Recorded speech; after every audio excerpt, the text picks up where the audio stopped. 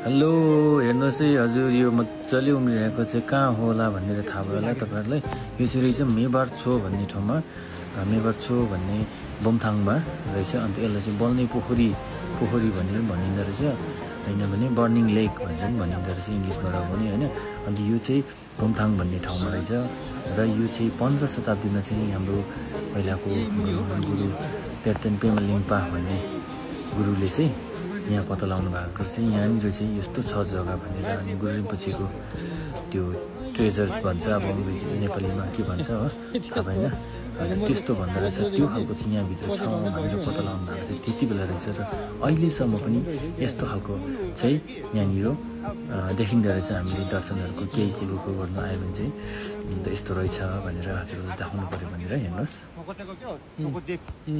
छोकोटेपको डाफम भन्छ नि, छोकोटेपले चाहिँ त्यति बेलामा अब पेमालिङको पुरा चर्चा चल्दाखेरि चाहिँ छोकोटेपले चाहिँ अब लु तैँले के चाहिँ गरेको त, त्यो के छ पावर भनेको चाहिँ। अन्त पेमालिङबाट यहाँ आएर निकाल भनेको चाहिँ तेल निकालेको नि अहिले उहाँले यस्तो छ नि हजुर।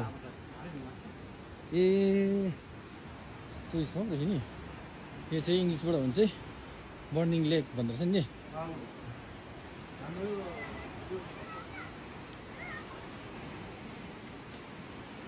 नो डाउट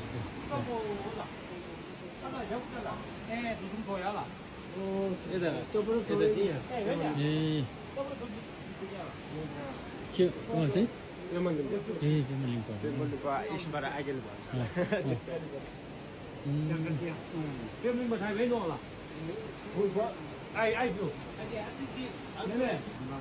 चाहिँ को चाबी कोही भाइ डर लाग्छ नि म त जान्छ र मुनि टुरिस्टहरू पुरा यो के अरे मेट्रिस गर्छ नि यहाँ आएर।